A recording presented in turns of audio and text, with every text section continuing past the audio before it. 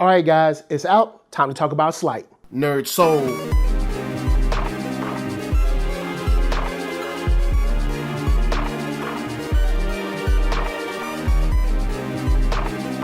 Late Ill Kid at OneYoungsta holding it down, bringing you that Street Geek and NERDSoul. What is up, my people, today? Oh yeah, we coming with another wonderful episode of Dropping Jewels. Everything is cool, everyone's happy, and I've gotten a chance to sit back and watch Sleight once again. And here's my 5 reasons that Sleight needs a sequel. Now, for those uninitiated, if you didn't know, Sleight is a film about a young man who ends up using technology as a way to kind of dodge or hustle people while he fuses it with the idea of magic and ends up getting caught up with some people that might be on the wrong side of the law as he tries to kind of move away from where he is. I think that's the easiest way I can say it, you know what I'm saying? He wants more for him and his younger sister. They're on their own, and in trying to get more, you get into a little more trouble. So of course, it's something that I checked out earlier this year, WWE Films, Blumhouse, a lot of fun. And I ended up coming away wondering if maybe we could get a sequel. And I haven't heard anything yet, but here are my 5 reasons, of course. And starting off with number 5 is the quality of the film. It seemed like a lot of people seemed to like it because the reactions on Rotten Tomatoes was 72, Metacritic, which is a little bit tougher, is 62, but overall a positive vibe towards this film. Most of the people that I've talked to that saw it said they enjoyed it, they liked it. It was a nice little small film, something that was in the superhero genre, sort of, but kind of closer to home, if you will. And it seems from reading all of the responses, people are pretty open to this kind of, I guess you could say, world or atmosphere that they put you into in Sleight. So with that said, it looks like people in general are into it, which brings me to my number 4, which is of course the reception at the box office, that is. It cost $250,000 to make Sleight. And Sleight ended up coming in and around, I believe, like around $3 million or something in that case. And I know probably a lot of you might be like, you know, $3 million is not a lot of money, but it made 15 times its production budget at the box office. And that's nothing to disregard if you were me. Like if I give you $1 and you come back with 15, I'm gonna give you another job. And that's, I think, what should happen here. This thing really turned around and made a good amount of money, especially in limited theaters. So I'm thinking maybe if we double the budget, we can at least still come back with an ill profit and it'll be good business and good for the fans. So that leads me to number 3, is that due to the quality, the reception, and people's reviews, this is just straight up good business. You got a movie that people were pretty positive on. You know, 72 is nothing to shake your stick at, especially these days where, you know, people just generally like to dislike things.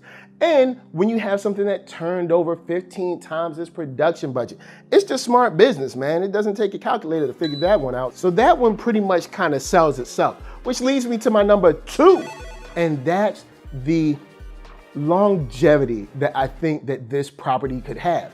All of the actors, for the most part, that are, I guess, our core story, you know, members, are young in age. So it's not like, you know, these people are like, you know, 70, 80, something like that, where they might not be able to pull off fight scenes or tussle around a little bit. These guys are young. Jacob Latimore's young. His younger sister, of course, is young. And the young lady who is our leading lady in this film is also fresh, you know, spring chicken. So all these characters are able to kind of do maybe 2 or 3 movies, depending on which way you want to take this story. So this is kind of like a property where the people have already started young and you're able to maybe plan 2 more movies, maybe 3 more movies, maybe go into a television series or something. Like, you know, the possibilities are endless because you have time on your side, which of course, and this is my very last thing leading into number 1. The possibilities. Of course, you have TV, you have film, you have animated series. The possibilities are endless, not only for the medium, but also for the story. And the story, before I get into kind of all of that good spoilery type stuff, let me remind you that you can find me at Black Hollywood Live. That's right, the first online network for African Americans, super dope. And you can check them out at blackhollywoodlive.com, where they have celebrity interviews, after shows, sports talk, geek, nerd, tech, the whole shebang-a-bang at youtube.com/blackhollywoodlive.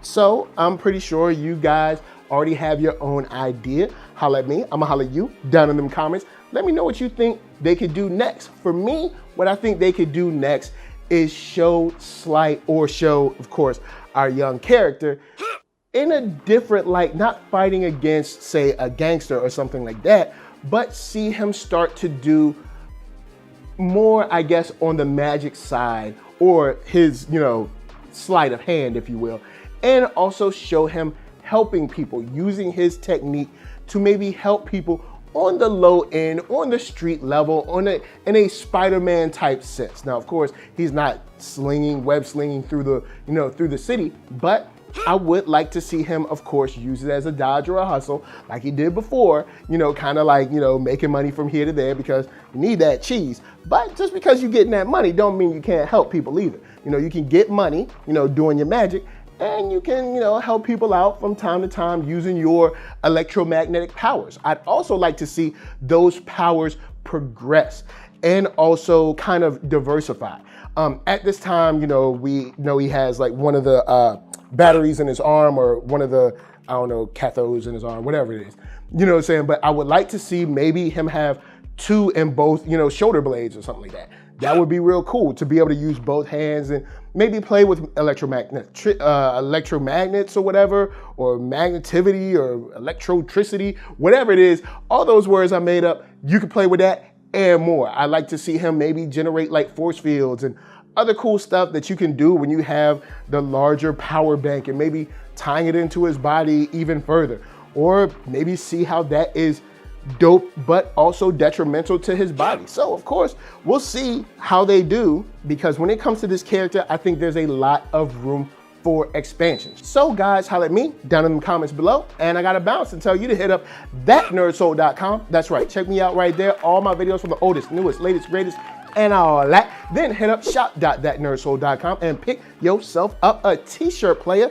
And don't forget to get one for them playettes. Then come back here, like, comment, subscribe, and share that Nerd Soul. That's right. There is no better way that I can show people that you like what you are watching. And oh my Lord, LA, what up? VA, what up? RVA, you got my heart. So please be good to yourselves.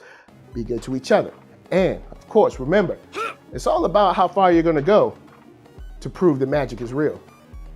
Peace.